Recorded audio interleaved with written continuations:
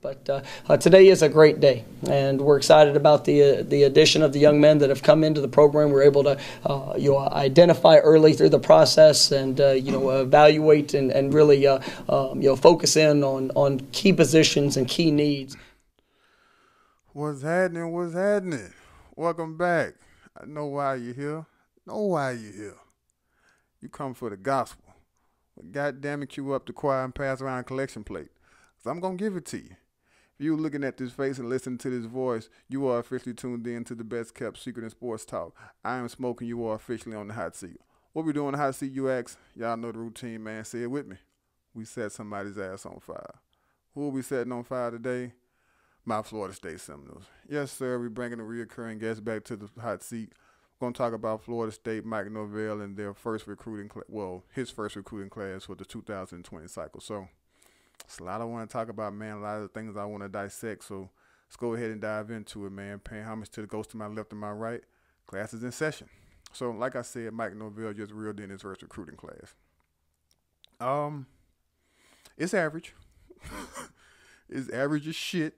I think there are a few.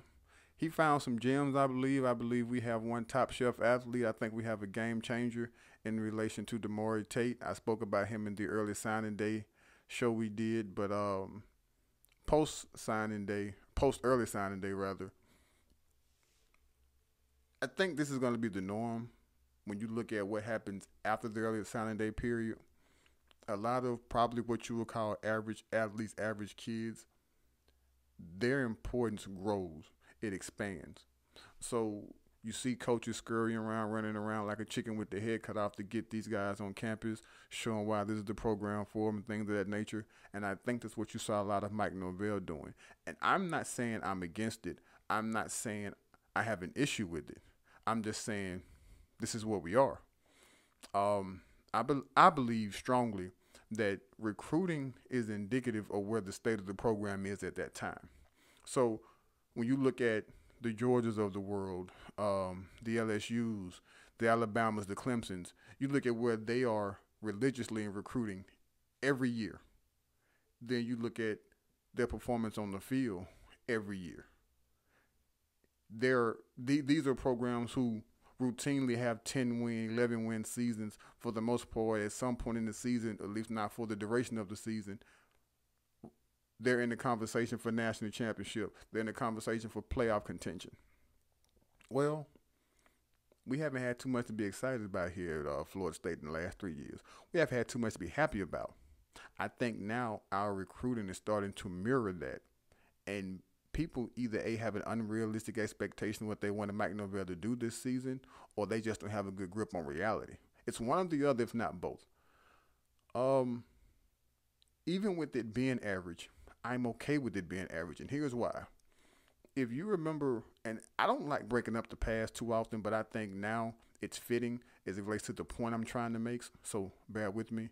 When Jimbo left, if you remember the mass exodus of recruits that decommitted, I think when Willie Taggart came in, it was like 30-something, maybe ranked 60 something. I don't quite remember.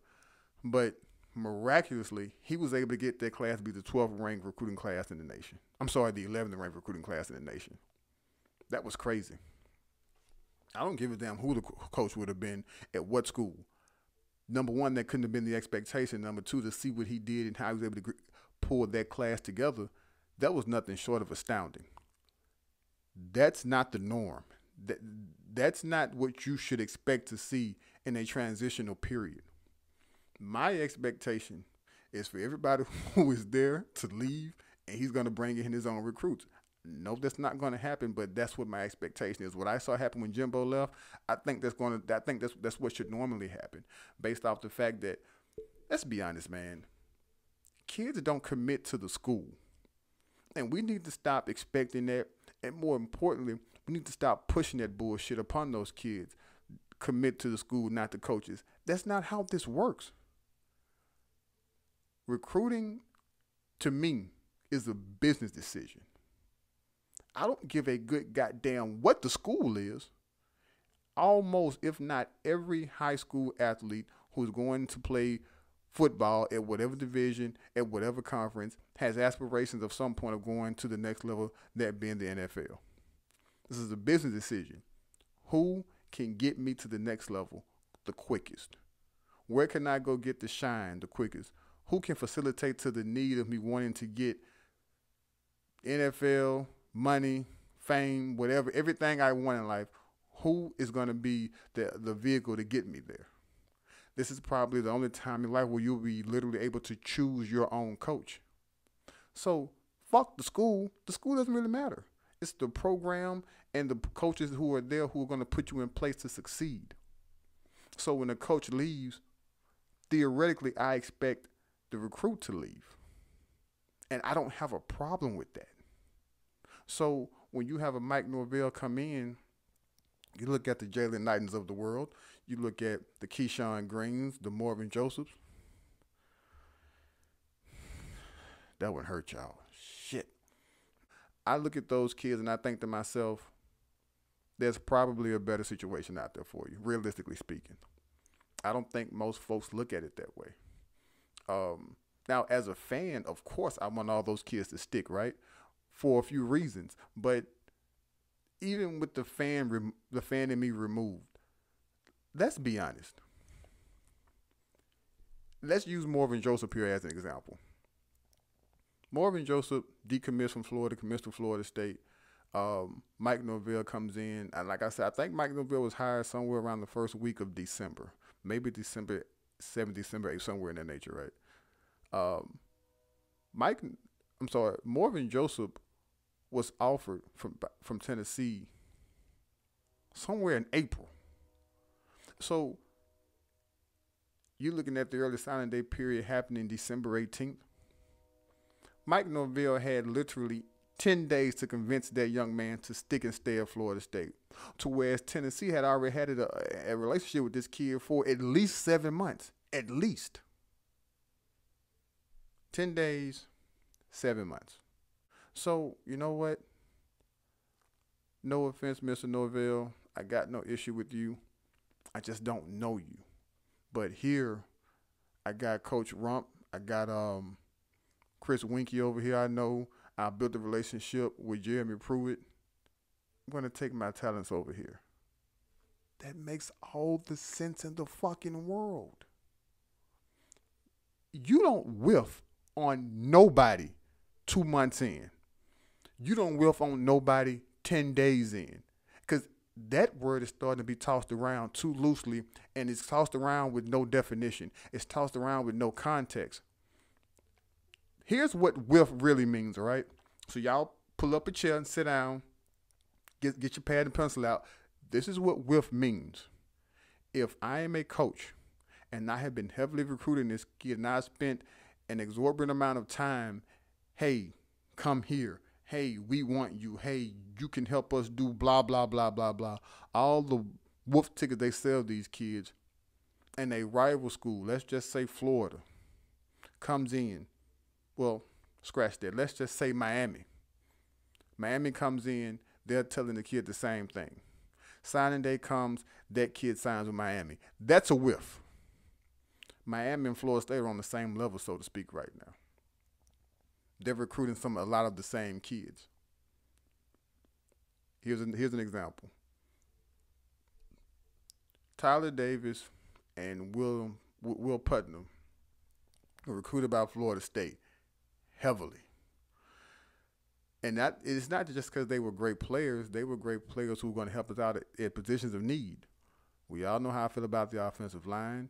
Everybody who follows Florida State knows that after this season, it's going to be pretty ugly on that defensive side of football, just as it relates to the defensive line right now. People say that Odell Haggins whiffed on Tyler Davis. People say that Greg Fry whiffed on Will Putnam.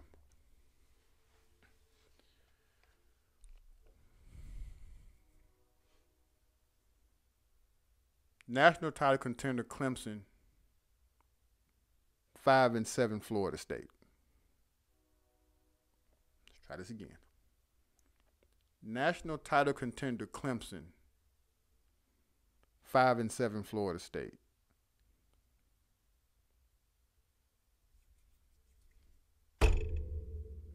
Why in the hell would either one of them pick Florida State?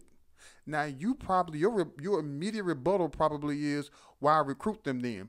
You get paid to do a job. Now, if a kid is showing interest and they continue to show interest, you are paid to do a job to do your best to get that kid to come. Great. Remove that. Florida State could not come in my home and tell me, hey, listen, we want your son, and there's an Alabama or a Clemson who's chasing my son, and it seems as if, you know what, you guys produce at the NFL at a high rate. You guys develop players. You guys have a lot of organization going on over there. There's a lot of stability over there.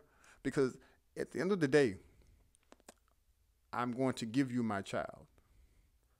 I'm going to give you my child. I'm going to give you my child.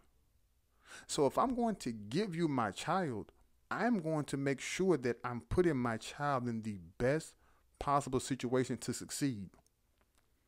Florida State didn't offer Will Putnam or Tyler Davis that at the time. Hence them going to Clemson. It made all the sense in the world. To me, that's not a whiff.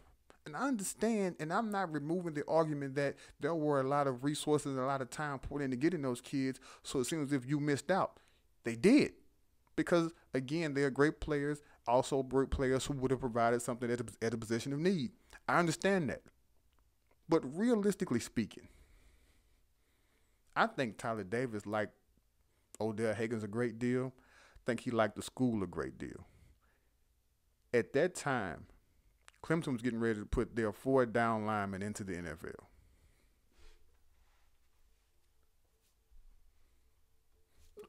Where the hell is the competition?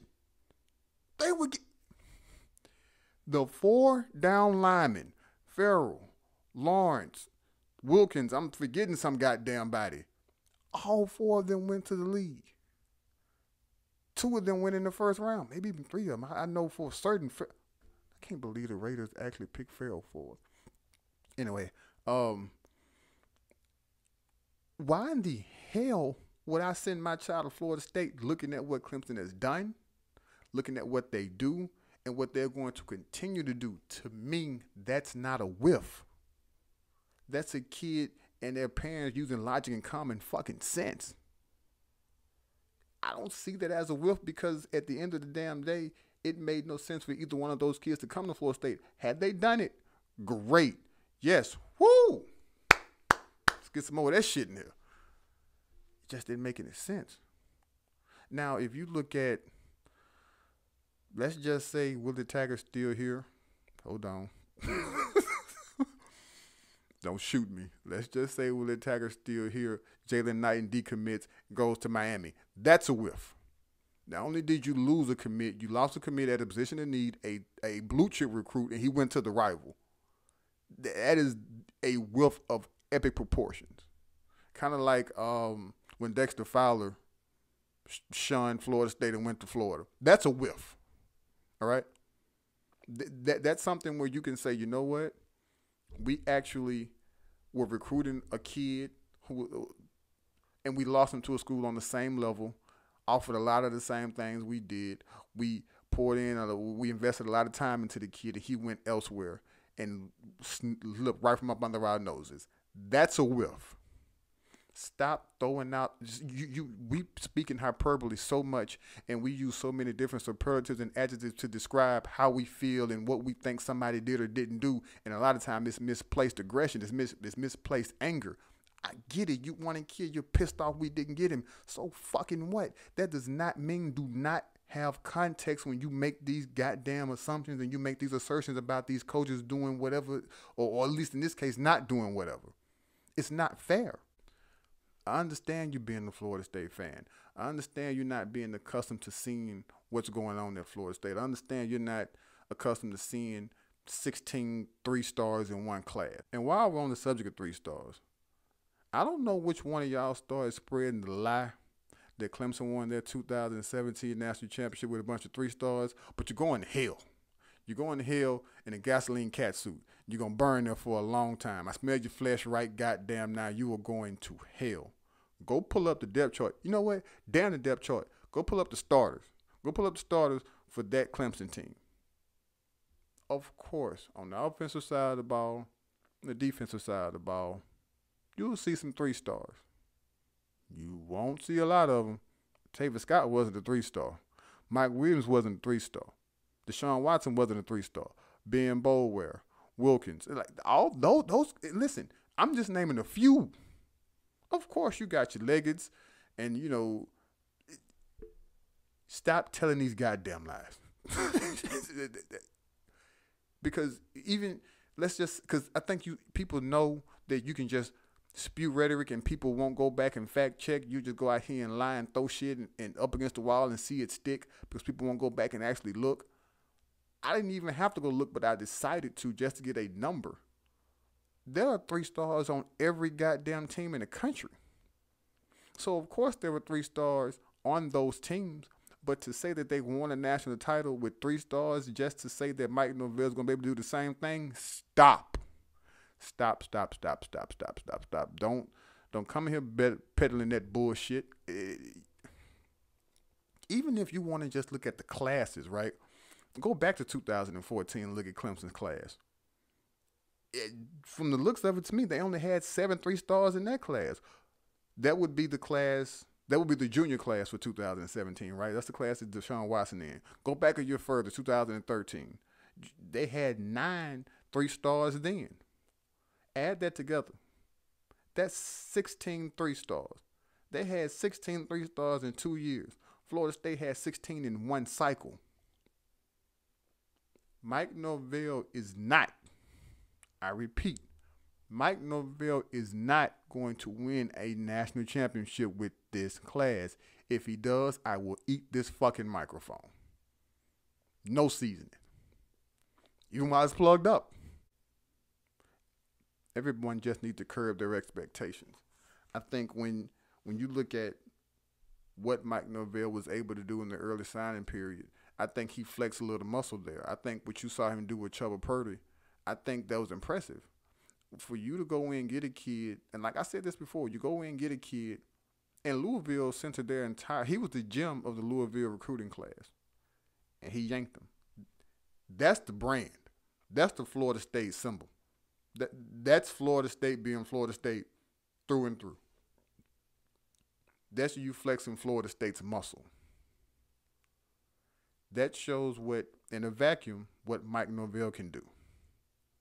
You look at something like, this is another thing I don't understand. Malachi Wideman was like the 8th wonder of the world when he committed to Florida State.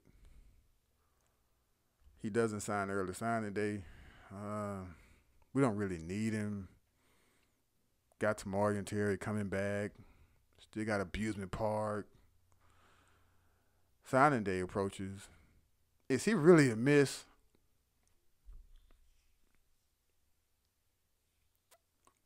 Yes. Yes. I told you, this is like my 3rd time saying this. Florida State needs an infusion of talent. Malachi Wideman is talented.